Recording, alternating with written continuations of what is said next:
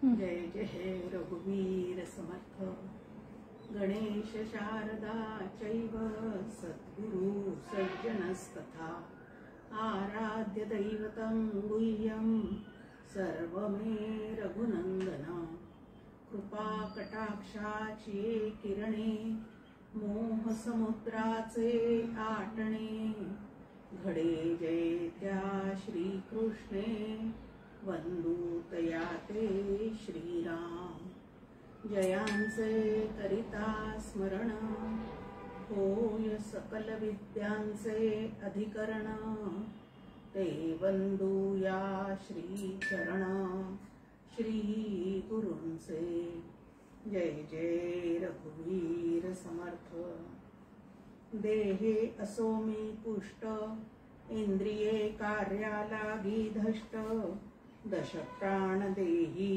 इष्ट मार्गी असोत श्रीराम येथे जे जे जाणवे ते ब्रह्मची असे आघवे तेची उपनिषद आळवे परोपरी श्रीराम ते मजलागी मिळावे मजन ते सांडावे ऐसेनी परस्परा असावे सामोरी सदा श्रीराम उपनिषदी जे वर्णिले ते मज पाहिजे लाभले मन आत्माकारी विरले हेची हवे श्रीराम जय जय रघुवीर समर्थ ओम शांती शांती शांती।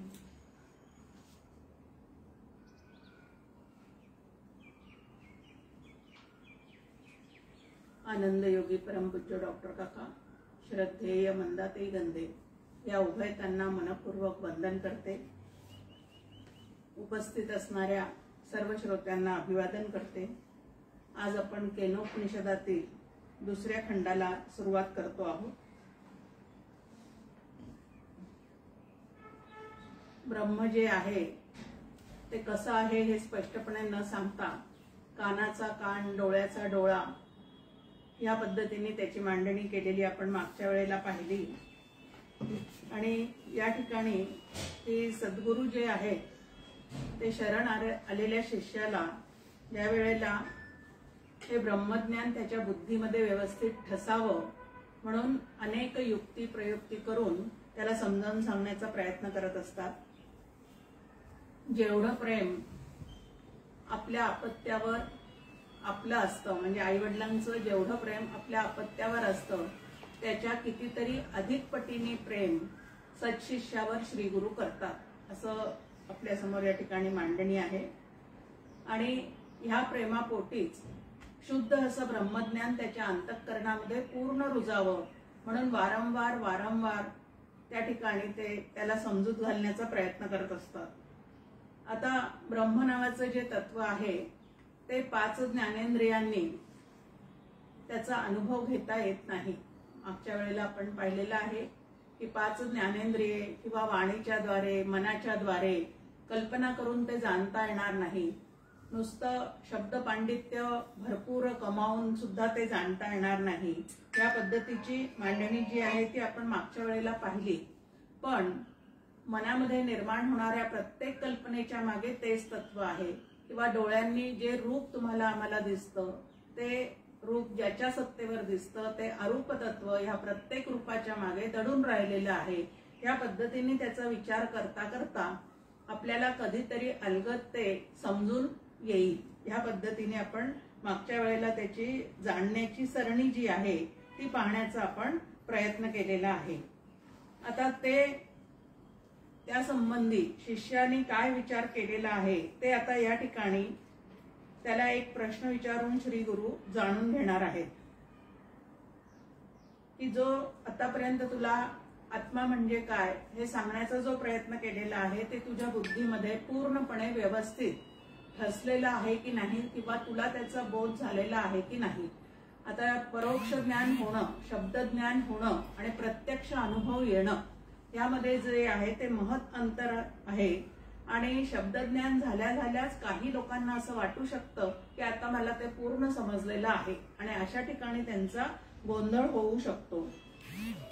म्हणून इथं म्हणतात की आत्मा जो जाणण्या जाई तो आत्माचे होऊन राही, मी जाणे म्हणण्या काही नुरे तेथे. जर खरोखरीच तो आत्मा मी आहे असा आपल्या बुद्धीचा 100% जर निश्चय झालेला असेल तर त्या ठिकाणी तो आत्मा मी कसा जाणला हे मात्र कोणालाही सांगता येणं शक्य नाही, कारण अनुर्वाच्य असं त्याचं स्वरूप आहे. ज्ञानेश्वर माऊलींची एक ओवी आपण नेहमी पाहतो की किंबहुना सोये जीवा आत्मयाची लाहे, ते वेळी जे का होय तया नाव सुख. अहो म्हणजे ते सुख कसं आहे तर ते होऊन पहा, एवढंच त्याचं उत्तर आहे. तसंच हे आत्मसुख आत्माराम म्हणजे त्याचा प्रत्यक्ष अनुभव कसा आहे हे शब्दाद्वारे कितीही प्रयत्न करून सांगायचा प्रयत्न केला तरी जे शब्द वाणीद्वारे उच्चारायचे आहेत ती वाणी ते पाहताच पूर्णपणे माघारी वळलेली असते, म्हणजे मौनात गेलेली असते. आणि मन ज्याच्याविषयी आतापर्यंत कल्पना करत होतं ते मन सुद्धा त्याच्या ठिकाणी पाहिल्यानंतर पूर्णपणे काय झालेलं असतं तर त्याच्यामध्ये लीन झालेलं असतं. आणि त्यामुळे व्यवहारात जसं आपण एखाद्या पदार्थाचं वर्णन करून सांगू शकतो समोरच्याला, त्याप्रमाणे आत्म्याचं वर्णन करून समोरच्याला तो अनुभव कोणीही सांगू शकत नाही. आणि अनुभव जर सांगायला गेला तर त्याची नक्की त्या ठिकाणी पंचायत होते. ती पंचायत म्हणजे कशी ते आता या ठिकाणी आपल्याला पाहायचं आहे. म्हणून शिष्याच्या बुद्धीला जे आतापर्यंत ज्ञान करून दिलेलं आहे ते परिपक्व व्हावं. काका आपल्या समोर नेहमी 2 शब्द ठेवतात, दृढ आणि अपरिवर्तनीय.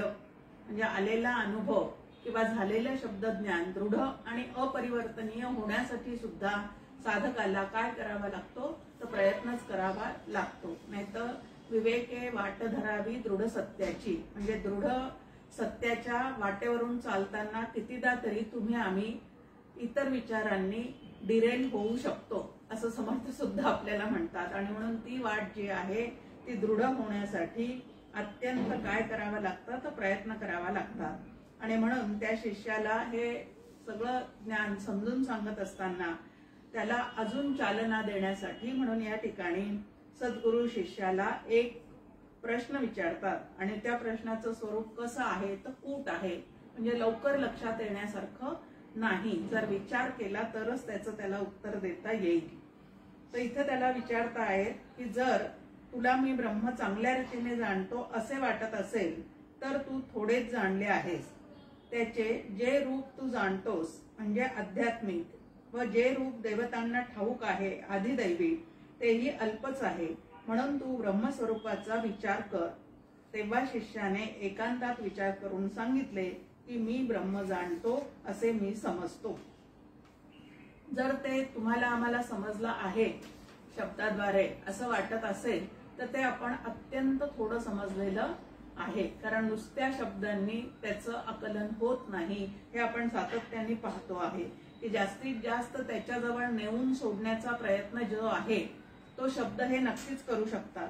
आता मनाचं मन, कानाचा कान, डोळ्याचा डोळा हे सांगत असताना आपल्या शरीरातल्या इंद्रियांच्या मागे असणारा आत्माराम जो आहे त्याच्या सत्तेवर या ज्ञानेंद्रियांना सर्व काही जाणता येतं. आता हे जे ज्ञानेंद्रिय आहे त्यांच्या ठेवलेल्या ज्या देवता आहेत त्या देवतांना सुद्धा कोणाची शक्ती प्राप्त झालेली आहे तर ती शक्ती सुद्धा त्या परब्रह्माकडूनच त्यांना प्राप्त झालेली आहे. म्हणजे आपल्या शरीरात असणारे इंद्रिय म्हणजे आध्यात्मिक आणि त्यांच्या देवता त्यांना प्राप्त झालेली शक्ती म्हणजे अधिदैविक असा या ठिकाणी विचार मांडलेला आहे. तर ते सुद्धा कशाच्या सत्तेवर कार्यरत होतात ह्याचा तू वारंवार विचार केला पाहिजे. आता पुढे ते म्हणतायत की ब्रह्मज्ञान अंतःकरणात पूर्णपणे ठसावं असं ज्याला वाटत आहे त्याचं चित्त अत्यंत निर्मळ आणि शुद्ध सूक्ष्म विचार करण्याइतकं ते पवित्र व्हायला हवं. जो कामादी दोष क्षीण उपासनेसी पूर्ण तया उपदेशाची जाण तेथेची होई. की ज्याचं चित्त जे आहे ते षड्विकाराच्या उर्मीतून बाजूला पडलेलं आहे. काम, क्रोध, लोभ, मद, मत्सर इत्यादी जे विकार आहेत त्या विकारांना ज्यांनी शमदमाच्या साह्याने पूर्णपणे आवर घातलेला आहे, म्हणजे चित्त त्याचं पूर्ण शांत झालेलं आहे आणि शुद्ध आणि पवित्र झालेलं आहे. असं शुद्ध, शांत आणि पवित्र असणारं जे अंतःकरण आहे त्यालाच फक्त त्याचा बोध होऊ शकतो. म्हणून शब्द कानावर पडल्या पडल्या ते मला समजलं असं जर कुठल्याही साधकाला वाटत असेल तर कुठंतरी काहीतरी काय झालेलं आहे तर तो त्या ठिकाणी कमी पडतो आहे असं त्या ठिकाणी लक्षात येतं. परी ऐसा असे विरळा, बहुती बुद्धी असे चंचळा, जे रागद्वेषांचे खळाळा अखंडत्व. पण असा एखादा साधक जो अत्यंत ज्याची बुद्धी शुद्ध, स्वच्छ, निर्मळ, पवित्र झालेली आहे, असा एखादा पूर्ण शुद्ध सत्वगुण अंतःकरणामध्ये जागा झालेला साधक असणं अत्यंत विरळा आहे. बाकीचे सगळे जण जे आहेत ते जास्तीत जास्त कशामध्ये वावरत असतात तर अंतःकरण जे आहे ते विकारांनी त्यांचं क्षुब्धच झालेलं असतं. मग या ठिकाणी उदाहरण दिलेलं आहे की एक अशी कथा आहे की ब्रह्मदेवाकडे एकदा विरोचन आणि इंद्र हे दोघं जण ब्रह्मप्राप्तीसाठी म्हणजे ब्रह्म जाणून घेण्यासाठी काय झालेले आहे तर गेलेले आहेत. आता ते त्यांच्याकडे गेल्यानंतर आता परोक्ष प्रिय देवाहा असं म्हणतात की देवाला परोक्षत्वाने सांगणं हेच प्रिय असतं आणि त्याच्यानंतर विचार करून साधकाच्या ठिकाणी त्याचं अपरोक्ष ज्ञान व्हावं म्हणजे ते त्या ठिकाणी पूर्णपणे रुजल्यासारखं होतं. आणि म्हणून आधी त्या दोघांनाही सांगितलेलं आहे की उजव्या डोळ्यामध्ये काय आहे तर ते ब्रह्म आहे. आता वास्तविक पाहता प्रजापतीचा पुत्र म्हणजे जो विरोचन आहे तो सुद्धा पंडित आहे आणि असुर राजा आहे म्हणजे असुरांचा तो राजा आहे. आणि इंद्र तर देवांचा राजा आहे आपल्याला माहितीच आहे. मग दोघही जण अत्यंत राजे आहेत म्हणजे श्रेष्ठ अशा पदवीला व्यवहारातल्या पोहोचलेले आहेत.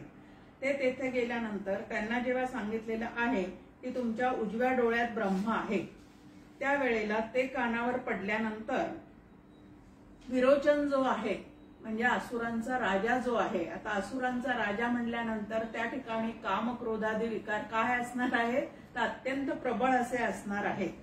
आणि त्या जे कानावर शब्द पडले तेवढ्यावरच त्यांनी फक्त काय केलेलं आहे विश्वास ठेवला, तेवढाच त्याचा विचार केला आणि तया देहचे आत्मा गमला, मानिले विपरीताला, जे कोणे परिसिद्धीला कधी न जाई. की त्यांनी ज्या अर्थी उजव्या डोळ्यात ते ब्रह्म आहे असं सांगितलं त्या अर्थी या शरीर म्हणजेच ब्रह्म आहे. आता विपरीत भाव कसा झालेला आहे त्याचा की शरीर म्हणजेच ब्रह्म आहे आणि आता जे शरीरामध्ये गुंतून राहतात, मी शरीर आहे असं समजून राहतात, त्यांनाच तर असुर असं म्हटलेलं आहे. आता तो त्या ठिकाणी तेच समजला की हा देह जो आहे तोच ब्रह्मरूप आहे आणि म्हणून देहाला जे जे पाहिजे ते पुरवत जाणे म्हणजेच ते साधन आहे. ह्या पद्धतीने त्याच्या ठिकाणी विपरीत असं काय झालेलं आहे तर बोध त्याच्या ठिकाणी झाला. उपदेश तोची इंद्रासी, तिवार न आला फळासी, परी चौथे वेळी तयासी जाहला बोध. की आता देवांचा राजा असणारा इंद्र त्यांनी मात्र त्याच्यावर विचार केल्यावर त्याच्या लक्षात आलं की उजव्या डोळ्यात ते ब्रह्म आहे असं सांगितलेलं असलं तरी डोळा जो आहे तो शरीराचा एक भाग आहे आणि अत्यंत व्यापक असणारं तत्व एवढ्याशा डोळ्यामध्ये फक्त कसं काय असू शकतं. या पद्धतीने त्यांनी पहिल्यांदी, दुसऱ्यांदी, तिसऱ्यांदी या पद्धतीने विचार केला. उपनिषदामध्ये आपण पाहतो की अन्न हेच ब्रह्म आहे, मन हेच ब्रह्म आहे, प्राण हेच ब्रह्म आहे. या पद्धतीने हळूहळू आपल्याला पुढे पुढे नेण्याचा प्रयत्न केला जातो.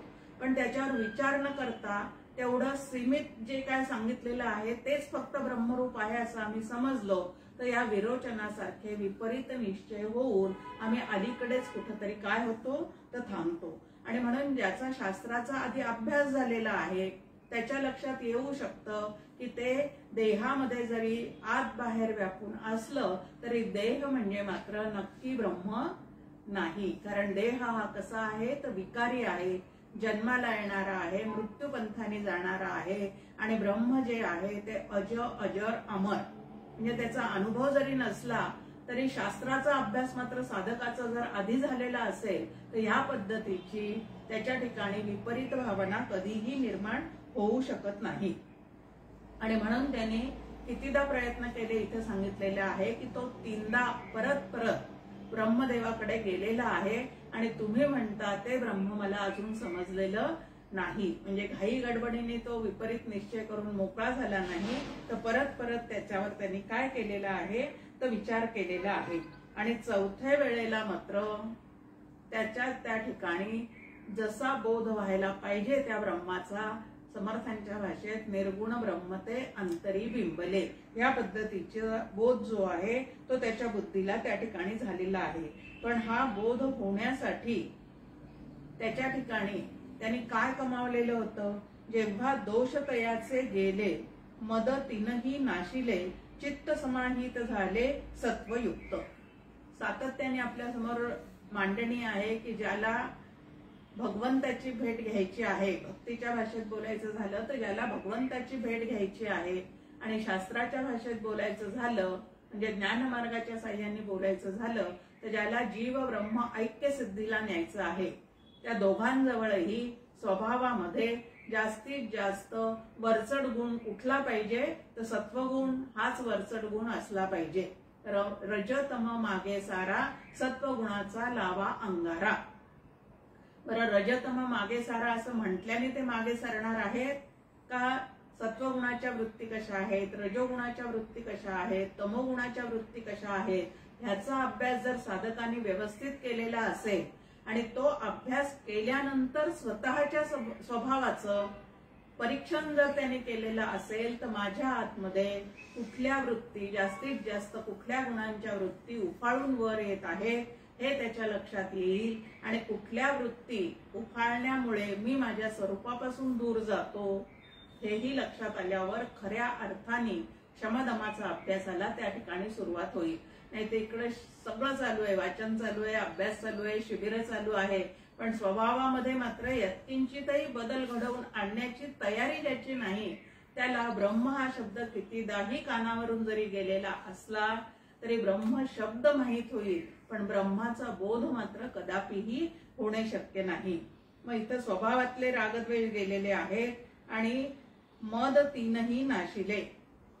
धनाचा, बळाचा आणि बुद्धीचा जो काही गर्व, अहंकार आपल्या अंतःकरणात असतोच असतो. व्यवहारामध्ये काही कमावून ठेवलेला असल्यामुळे तो अहंकार जो आहे तो ज्याच्या चित्ताला आहे त्याचं अंतःकरण हे कायम क्षुब्ध असतं, आणि क्षुब्ध अंतःकरणामध्ये स्थिरता नसल्यामुळे तिथं ब्रह्मज्ञानाचा अनुभव येणं किंवा टिकणं हे अत्यंत अवघड आहे. मग आता ब्रह्मरूप व्हायचं असेल तर चित्त समाहित झाले सत्वयुक्त. चित्त समाहित झाले म्हणजे मन, बुद्धी, चित्त आणि अहंकार या चारीच्या चारीही वृत्ती ज्या वेळेला तेथे माझे हरिवृत्ती राहो. तुकाराम महाराजांचा अभंग आपल्याला माहिती आहे की समचरण दृष्टी विटेवरी साजेरी, तेथे माझे हरिवृत्ती राहो.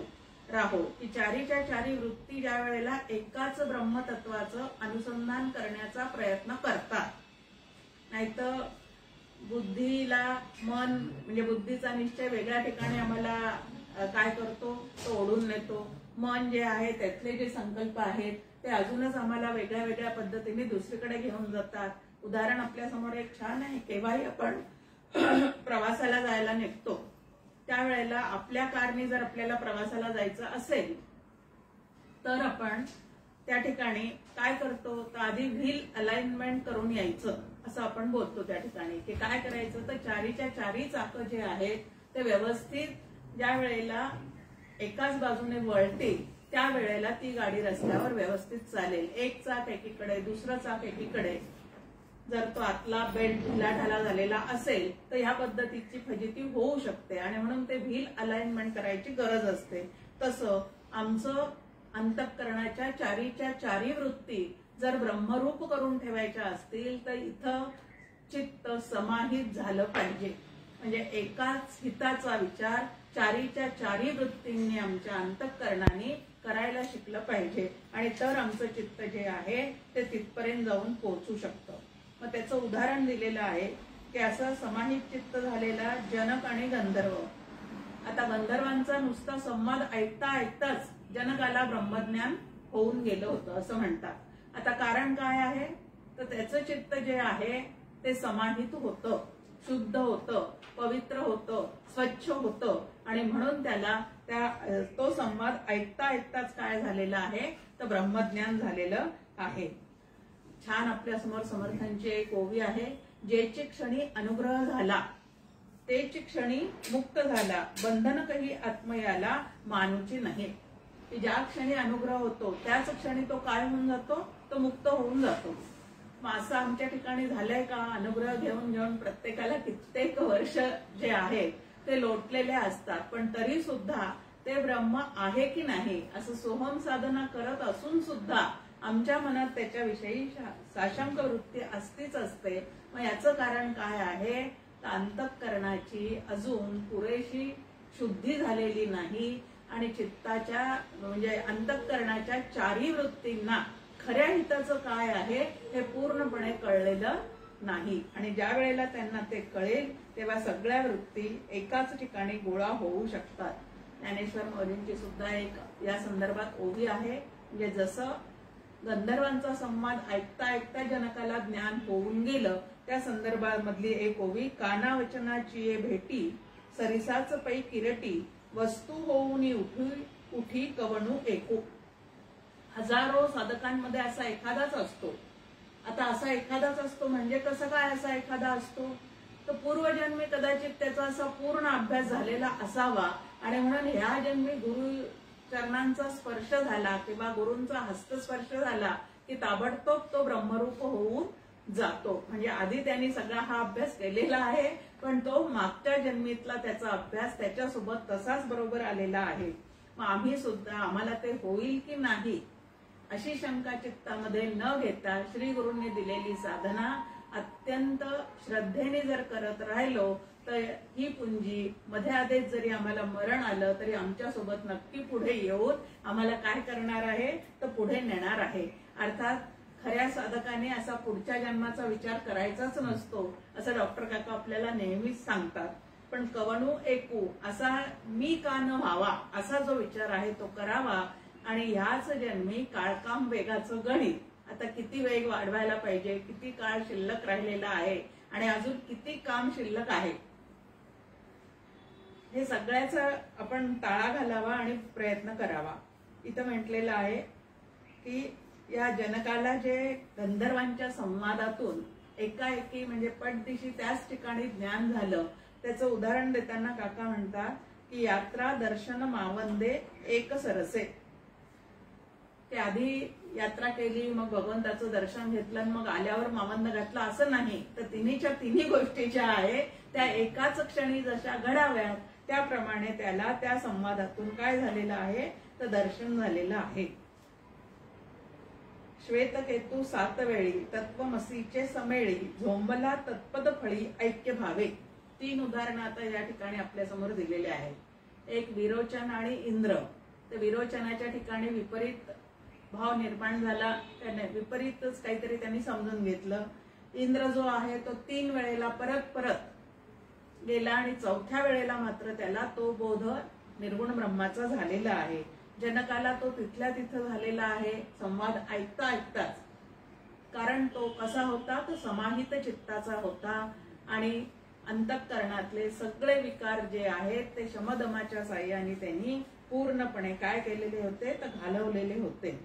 पण श्वेतकेतू जो आहे छांदोग्य उपनिषदामध्ये आपल्या समोर आहे त्याला 7 वेळेला काय केलेलं आहे तर तत्वमसी महावाक्याचा उपदेश केलेला आहे. म्हणजे ताबडतोबच प्रत्येकाला हे ज्ञान होईल असं अजिबात नाही, पण ते ज्ञान होईपर्यंत आपण आपल्या श्री गुरूंचे चरण अजिबात सोडता उपयोगाचे नाही. आता महत्वाचं आहे की ज्ञान होण्यासाठी म्हणून त्यांचे चरण धरायचे, नंतर त्या ज्ञानाला परिपूर्णता यावी म्हणूनही त्यांचे चरण धरायचे आणि त्यांच्या कृपेने इतका मोठा अनुभव आला म्हणूनही त्यांचे चरण धरायचे. एकूण त्यांचे चरण जे आहेत ते कधीही सोडता उपयोगाचं नाही. आता बाकीच्या साधकांच्या बाबतीत इथं म्हणतात आणि का 700 लक्षवरी तेची वाक्य जन्मभरी, कर्ण रंध्री भिरभिरी शिरे जरी, तरी ते शब्दची राहती आत्मा कदा न दाविती, जे काम क्रोधांची वस्ती रजतमेसी. कित्येकदा आपल्या समोर सद्ग्रंथातून उपनिषदांच्या ग्रंथातून संतांच्या अनेक प्रवचनातून ह्या काम क्रोधाविषयी सातत्याने आपल्याला ऐकायला मिळतं. पण किती साधक असा प्रामाणिकपणे प्रयत्न करतात की आपल्या चित्तातला काम आणि क्रोध या दोन गोष्टी आपण उपटूनच टाकल्या पाहिजेत असा विचार किती जण करतात. असं जर आपण पाहायला गेलं तर कोणीच हात वर करू शकणार नाही आपण, कारण इतके कामक्रोध जे आहेत ते अनंत जन्मापासून त्याचे संस्कार अंतःकरणावर इतके खोलवर रुजलेले आहेत की क्षणात आपल्या सगळ्यांचे काय मोडतात तर पापड मोडत राहतात.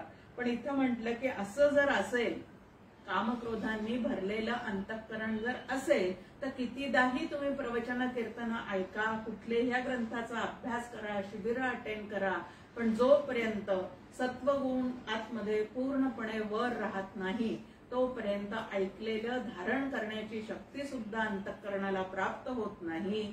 आणि काही धारण केल्यासारखं जरी वाटत असेल तरी तिथं विपरीतच काहीतरी निश्चय होऊन जातात, जोपर्यंत रजतमाचा धिंगाणा अंतःकरणात चाललेला आहे. आणि आमचं अंतःकरण रजतमाने भरलेलं आहे की नाही हे कशावरून ओळखायचं तर कामक्रोधाच्या वृत्ती जितक्या जास्ती तितकं आम्ही भलेही देवपूजा करत असू, भलेही माळा ओढत असू, भलेही सद्गुरूंकडे सतत जात असू, पण अंतःकरण जे आहे ते आमचं कामक्रोधांनी भरलेलं आहे. आणि तेच माझ्या आयुष्यामध्ये मला अत्यंत ताप देणारं आहे. बाकीच्यांना तर ताप होतोच त्या स्वभावामुळे, ती गोष्ट वेगळी, पण माझं सुद्धा त्याच्यापायी अत्यंतिक नुकसान होतं. हे जोपर्यंत आमच्या लक्षात येत नाही तोपर्यंत ते चित्तातून बाजूला काढणं सुद्धा जमत नाही. वास्तविक पाहता आपण व्यवहारामध्ये पाहतो की जितका रागीट स्वभावाचे माणसं आहेत त्यांना असं सारखं वाटत राहतं की मी नाही बोललो तर जग चालणार कसं, आम्हीच जर ह्याविषयी बोललो नाही तर या जगाचं किती नुकसान होईल. पण हे लक्षात येत नाही की आपण जितकं शांत बसू तितकं जगाचं उलट जास्तीत जास्त काय होतं, कल्याण होतं. मग या रागाच्या बाबतीत डॉक्टर काका नेहमी म्हणतात की कधीतरी रागवावं लागतं, वळण लावावं लागतं, पण आणलेला आणि असलेला ह्यातला फरक ओळखा. असलेला राग जो आहे तो स्वभाव परमार्थाला मारक आहे. आणलेला राग जो आहे तो तात्पुरता असतो, क्षणिक असतो, लगेच त्याचा बाध करून हितकारक कृती करून आपण त्याच्यापासून दूर जाऊ शकतो. आता हे तपासणार कोण आहे, महत्वाचं परमार्थामध्ये आहे. आता शरीराला झालेले रोग जे आहेत त्याचं निदान बाहेरचे डॉक्टर करू शकतात, पण मनाला झालेले जे रोग आहेत आपल्या त्याचं निदान जे आहे ते संतांनी जी पद्धत मांडून ठेवलेली आहे त्या पद्धतीने स्वतःच्या ठिकाणी विचार करता करता त्याचे परिणाम जाणवताच आपल्यालाच आपल्यावर लक्ष ठेवून नक्की करावं लागतं. इथं म्हटलेलं आहे की असं ज्याच्या स्वभावामध्ये कामक्रोध भरलेले आहे त्याच्या कर्णावरून कितीदाही सोहम साधना सांगितली गेलेली असली किंवा तत्वमसीचा उपदेश त्याला केला गेलेला असला तरी सुद्धा प्रत्यक्षात त्याचा बोध होण्यासाठी त्याचा स्वभाव जो आहे तोच त्या ठिकाणी अडथळा निर्माण करतो. बाहेरचे कोणीही अडथळा निर्माण करत नाही. वाक्य त्याची कहिते काही ते एक ऐकेची गुरुमुखाते ऐकोन याही न कळते जैसे तैसे. ते वाक्य कानावर पडतात, वाक्य पाठ होतात, इतरांना ते आपण ऐकवतो सुद्धा, पण बोध जो आहे तो मात्र त्याच्यापासून नक्कीच काय राहतो तर बोध दूर राहतो. आणि काही नेमके उलटे जाणती तया करंटे ते तत्पर परी खोटे कर्मवासनी. न कळे मन जरी नाचे बुद्धीसी काही न सुचे चिंतने होय चित्ताचे वस्त्रहरण. म्हणून शिष्य जरी म्हणे ब्रह्म ते मी जाणे तरी तयाचे ते जाणणे अल्पचे असे. म्हणून घाईघाईने ज्या वेळेला शिष्य श्री गुरूंकडे जाऊन जर सांगायला लागला की तुम्ही सांगितलेलं ब्रह्म जे आहे ते मला पूर्णपणे कळलेलं आहे, तरी सुद्धा श्री गुरु त्याला तुझं काम झालं असं ताबडतोब त्या ठिकाणी म्हणत नाही, तर तेही त्याची काय करतात तर वैचारिक दृष्ट्या सूक्ष्म अशी परीक्षा जे आहे ते घेत राहतात. आता ते न कळे म्हणे तया काय बा सांगणे ते निश्चितपणे जाणणे गुरुमुखाने. ते ब्रह्मज्ञान म्हणजे नेमकं काय आहे ते माझ्या ठिकाणी रुजलं की नाही, माझं अंतःकरणामध्ये ते बिंबलं की नाही हे श्री गुरूंशिवाय इतर कोणालाही कळत नाही. आता समर्थांची एक छान ओवी आहे, अंतरी गेलिया अमृत बाह्य काया लखलखित. जसं एखादं आरोग्य समजा बिघडलेलं आहे, मग नंतर औषध गोळ्या घेऊन परत पूर्ववत ते आरोग्य शरीरामध्ये नांदायला लागल्यावर परत प्रफुल्लित सगळं अंतःकरण चेहरा सगळं देहबोली जी आहे ती सुद्धा त्या ठिकाणी पूर्ण बदललेली दिसते. तसं हे ब्रह्मज्ञानाचं अमृत ज्याच्या अंतःकरणात पूर्ण बिंबलेलं आहे आणि ज्याला त्याचा बोध झालेला आहे, त्याच्या प्रत्येक कृतीतून तो बोध जो आहे तो त्या ठिकाणी फळत चाललेलाच दिसतो. जसं आपण पाहतो अवधूतांची कथा नाथ भागवतातली, की यदुराजांच्या लक्षात आलं होतं की इथं काहीतरी वेगळं आहे. आता वेगळं आहे म्हणजे काय आहे की सगळं जग एका दिशेने कामक्रोधाने पेटलेलं दिसतं, पण ही व्यक्ती जी अशी दिसते की जिथं कामक्रोध जे आहे ते पूर्ण निमालेले आहे. म्हणून हा पूर्ण निवालेला, आता त्याचं त्यांनी वर्णन केलंय की निवालेला अहम धुई तो अवधूतू, की ज्याच्या ठिकाणचा अहंकार आहे तो पूर्ण निश्शेष नाहीसा झालेला आहे, असा हा अवधूत स्वामी आहे. म्हणजे खरोखरीच जर ब्रह्मज्ञान आतमध्ये बिंबलेलं असेल तर वरचं वागणं बोलणं चालणं सुद्धा आपोआप त्या पद्धतीने घडतं. आता ब्रह्म आत बिंबलेला असेल तर आपण म्हणतो की सद्गुरू किंवा संत कसे असतात, तर त्यांच्या पाहण्यातून आनंद आहे, त्यांच्या बोलण्यातून आनंद आहे, त्यांच्या दर्शनाने आनंद आहे, त्यांच्या स्पर्शाने आनंद आहे, त्यांच्या सहवासाने आनंद आहे. आता ब्रह्म आतमध्ये बिंबलं म्हणजे आनंद नावाचं तत्व जे आहे ते पूर्ण त्यांच्या शरीरभर व्यापलेलं आहे. आणि शरीरभर ते व्यापलेला असल्यामुळे त्यांच्या प्रत्येक कृतीतून साधकाला अनुभव जो येतो तो कशाचा येतो, तो परमानंदाचा अनुभव येतो. मग ह्या पद्धतीने माझ्या सहवासात आलेल्या लोकांना खरोखरीच त्याचा आनंद मिळतोय का अजूनही मला पाहिल्यावर कपाळावर आठा पडतात, ह्याच्यावरूनच ते किती बिंबलेलं आहे आणि किती नाही हे तुम्हाला आम्हाला लक्षात येऊ शकतं. जितुकी नामे रूपे तितुकी ब्रह्मस्वरूपे परी ते सदाचे आपणपे एकमेव. आता नेह नानास्ति किंचन अशी एक श्रुती आपल्या समोर आहे की एका परब्रह्माशिवाय खरोखरीच कुठेही काहीही नाही.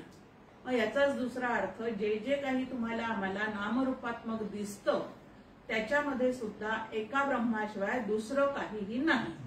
आता हा दुसरा एक आपल्या समोर त्याचा सिद्धांत आला. आता एका ब्रह्माशिवाय दुसरं प्रत्येक नामरूप पदार्थामध्ये सुद्धा त्याच्या व्यतिरिक्त काही नाही असं जरी असलं तरी नामरूपात्मक दिसणाऱ्या गोष्टी ज्या आहेत त्या म्हणजे ब्रह्म कधीही होऊ शकत नाही.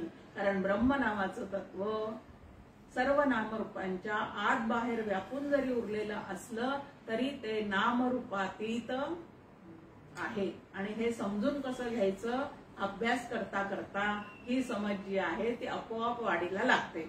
सुरुवातीला मात्र हे सगळे विधानं बोलणाऱ्याचं बोलण्यात बोलणं नाही ह्या पद्धतीने वाटू शकतं, जोपर्यंत कळत नाही तोपर्यंत. ते शब्दाते ना कळे स्पर्शाते ना आतळे कवणेही परी न फळे इंद्रिय जाता. जे वर्णिती व्यवहारी ते ते धर्म वस्तूवरी त्या सद्वस्तूसी परी नसे धर्म. की व्यवहारामध्ये आपण जे जे पाहतो जाणतो ते सगळं या ज्ञानेंद्रियांच्या साह्याने जाणतो पाहतो, पण ब्रह्म नावाचं तत्व जे आहे ते या पद्धतीने कधीही ज्ञानेंद्रियांच्या साह्याने जाणता येणार नाही. आणि हे ज्याच्या लक्षात येतं आणि बाहेरून त्याला जाणण्याचा प्रयत्न जेव्हा साधकाचा बंद होतो त्यावेळेला आतून त्याला काहीतरी वेगळं आहे असं जाणवायला नक्की सुरुवात होते.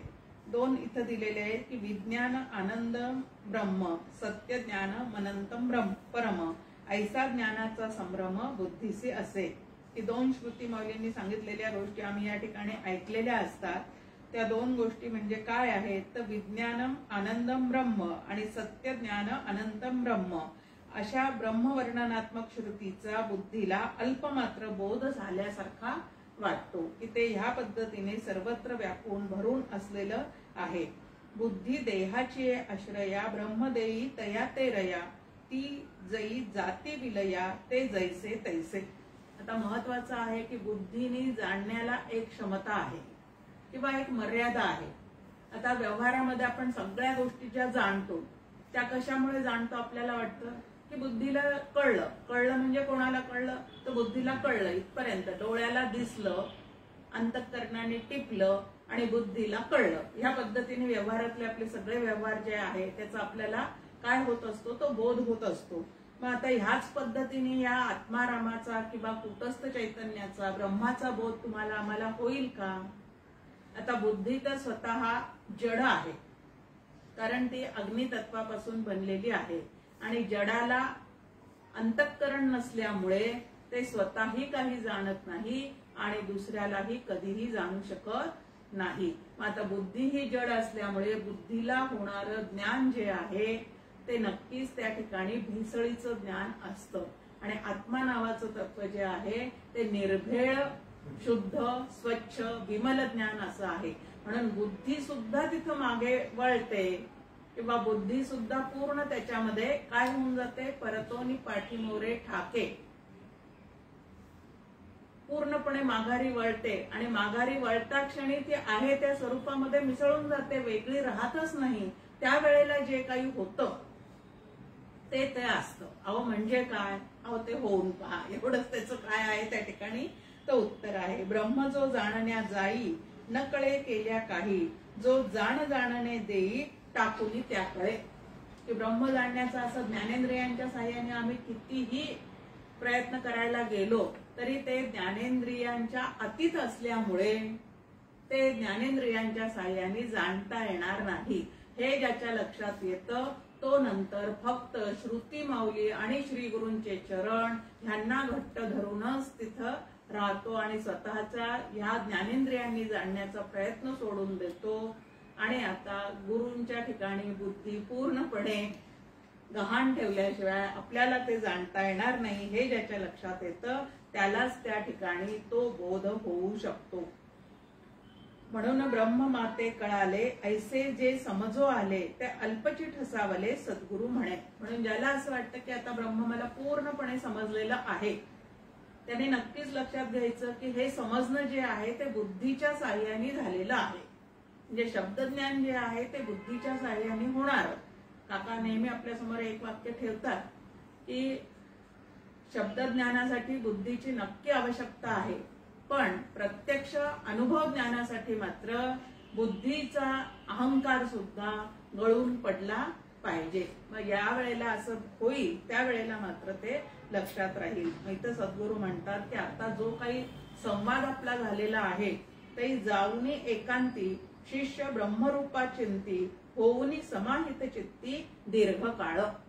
की आज मी तुला समजून सांगितलं आणि उद्या ते तुला समजलं, असं फार क्वचित एखाद्या साधकाला होऊ शकतं. बाकीच्यांना मात्र दीर्घ काळ, आता दीर्घ काळ म्हणल्यानंतर किमान 12 वर्ष त्या गोष्टीचा ध्यास घेऊन सातत्याने तेच करून जर आम्ही प्रयत्न केला तर अंतःकरण जे आहे ते काय होऊ शकतं तर समाहित होऊ शकतं. आणि म्हणून इथं तुकाराम महाराज आपल्याला म्हणतात की प्राप्त घडी आल्यावेळी काहीही कळणार नाही. ह्या ठिकाणी साधना रोज करायची आहे, नित्याने करायची आहे, पण अनुभवासाठीची घाई मात्र साधकांनी करून चालणार नाही. ते होणार नक्की आहे.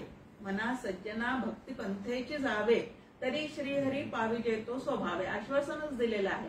तुम्ही त्या पंथाने चालायला लागा, नित्य चालत राहा, कधीतरी परमेश्वर भेटल्याशिवाय राहणार नाही.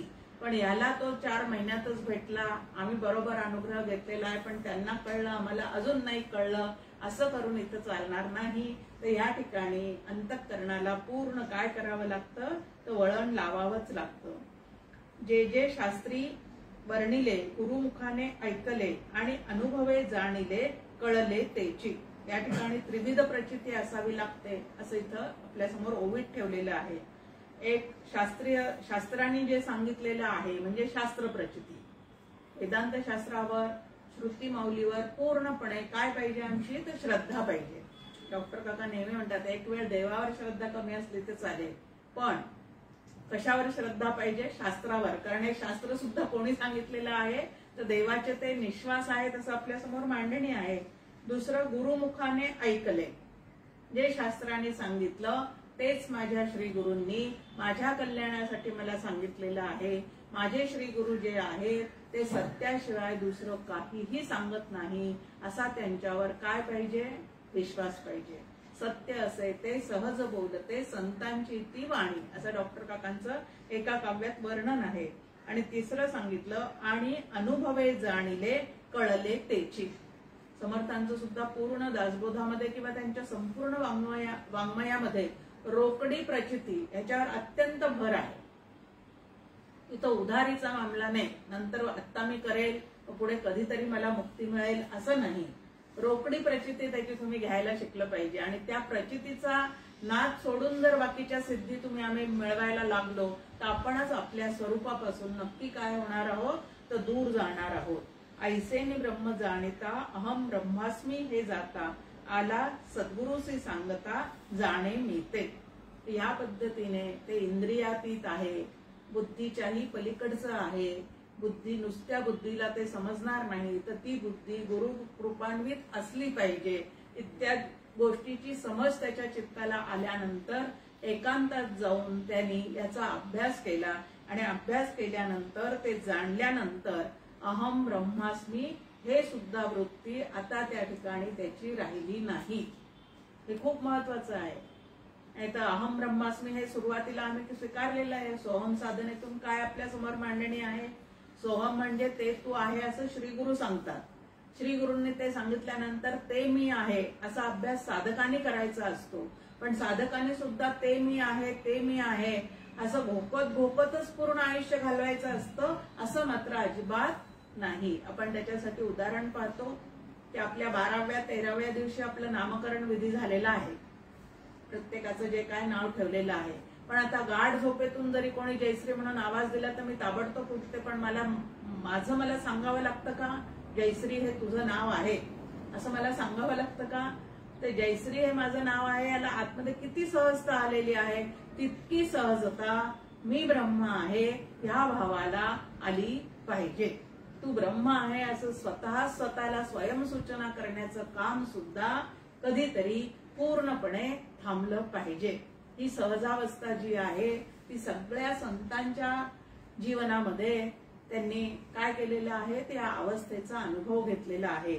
आणि म्हणून आम्ही सुद्धा आत्माराम मध्ये समर्थ रामदास स्वामी म्हणतात अहम ब्रह्मास्मी ही गाथा आली देह बुद्धीची या माथा तेने परमार्था कानकोंडय कीजे. की त्याने परमार्थाला सुद्धा कानकोंडेपणा येतो.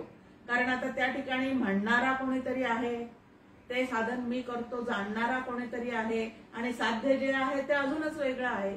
म्हणजे त्या ठिकाणी त्रिपुटी आहे. मग जिथं त्रिपुटी आहे, जिथं द्वंद्व आहे, जिथं त्याच्यापासून मी वेगळा आहे हा भाव ठेवून साधना केली जाते त्या ठिकाणी द्वैताशिवाय दुसरं काहीही नाही. मग एवढं सुद्धा द्वैताचा स्पर्श अद्वैताच्या ठिकाणी चालत नाही. म्हणून त्या अद्वैताचा अनुभव घ्यायचा असेल तर त्याला किती सहजता आली पाहिजे ते या ठिकाणी आपल्या समोर मांडणी केलेली आहे. आणि त्या सहजतेमध्ये जीवन व्यतीत करतात त्याला जीवनमुक्त असं म्हणतात. आणि ते तुमच्या समोर काय ठेवलेलं आहे? तुमच्या आमच्या समोर संतांनी ह्या पद्धतीचा आदर्श ठेवलेला आहे की इतक्या सहजतेने मी ब्रह्म आहे या भावनेत राहूनच पूर्ण जीवन व्यतीत करा. म्हणजे सुखदुःखाची बाधा मात्र अजिबात होणार नाही. आरतीमध्ये आपण म्हणतो कामजसी बाधा.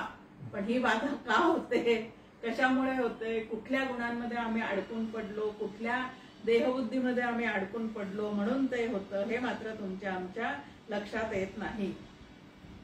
आता ब्रह्म मी माझ्या बुद्धीने जाणेल असा ज्या ठिकाणी कोणा एखाद्याला थोडाही जरी अहंकार असला तरी त्या अहंकाराने तो त्या ठिकाणी जणू काही काय असतो तो फसलेला असतो.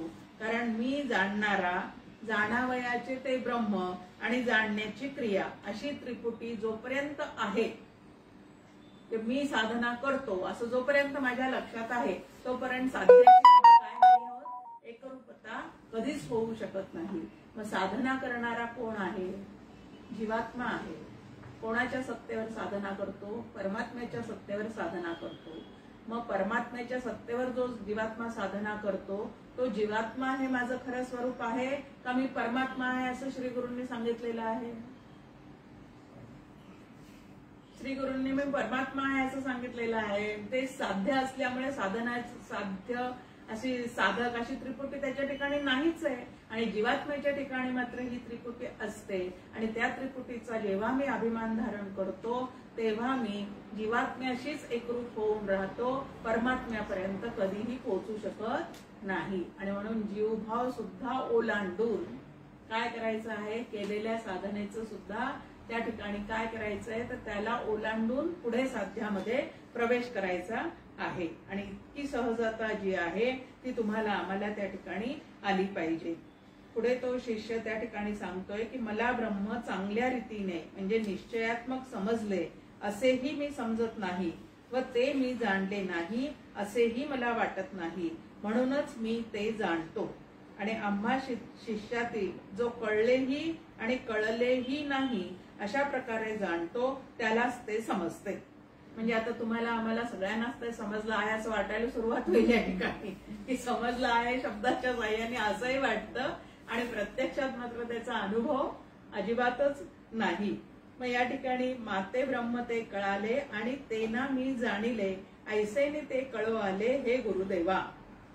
गुरुदेवांना तो काय करतोय तर त्या ठिकाणी निवेदन करतोय की ते ब्रह्म ह्या पद्धतीने मी आता मला कळल्यासारखं जणू काही झालेलं आहे.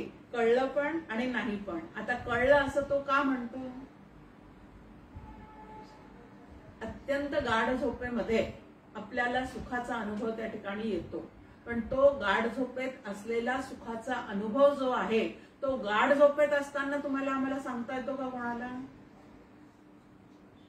आणि गाढ झोपेचा अनुभव मी जर गाढ झोपेतच सांगत आहे असं मला वाटत असेल तर माझी गाढ झोप त्या ठिकाणी काय झालेली आहे?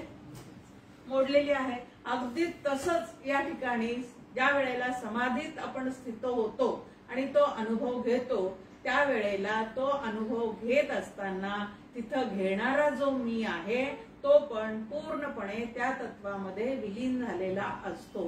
म्हणजे अनुभव काळी तो मी घेत आहे ह्या पद्धतीने सांगू शकत नाही आणि समाधी उतरल्यानंतर जेव्हा त्या पद्धतीचा अनुभव मी घेतलाय असं तो सांगतो तेव्हा त्या अनुभवामध्ये तो त्यावेळेला नसतो, कारण तो द्वैतात आलेला असतो. एक नेहमी उदाहरण डॉक्टर काका त्याच्यासाठी आपल्या समोर ठेवतात की दोन मित्र असे विहिरीच्या काठावर बसलेले असतात.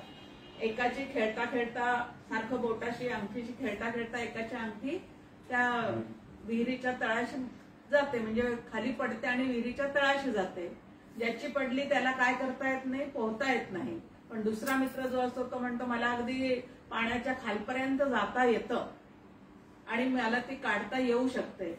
मग तो पूर्ण खाली बुडी मारतो. ती अंगठी ज्या क्षणी त्याच्या हातात येते त्या क्षणी तो वरच्याला ओरडून सांगू शकत नाही अंगठी मला मिळाली. आणि वर येऊन जेव्हा सांगतो त्यावेळेला ती जागा त्याची सुटलेली असते. म्हणजे अनुभवाची ती स्थिती जी आहे, ज्या क्षणी अंगठी हातात घेतली त्या क्षणी त्याला ती मिळाल्याचा झालेला जो आनंद आहे तो वर येऊन त्याला अंगठी देईपर्यंत मात्र त्या अनुभवापासून तो थोडा का होईना पण बाजूला झालेला असतो. एक उदाहरण त्याच्यासाठी अजून दिलं जातं की अगदी कडक दूध दे असं जर आपल्याला कोणी सांगितलं की मला कडक दूध प्यायला आवडतं, मला एकदम कडक दूध दे, तर गॅसवर ते उकळलेलं दूध पूर्ण उकळतो आपण आणि कपामध्ये ओततो. आता गॅसवर असताना त्याचं जे टेम्परेचर आहे ते कपात ओतताना उकळलेलं दूध असलं तरी सुद्धा कपात ओतताना त्याचं जे आहे ते कमी झालेलंच असतं. तसंच काहीसं या अनुभवाच्या बाबतीत आहे की ब्रह्मानुभव जो आहे तो असा शब्दाद्वारे त्या क्षणी कधीही कोणी सांगू शकत नाही आणि म्हणून त्याला अनुर्वाच्य ब्रह्म असं म्हणतात की ज्या ठिकाणी वाणीच त्या अनुभवामध्ये पूर्णपणे लीन होते.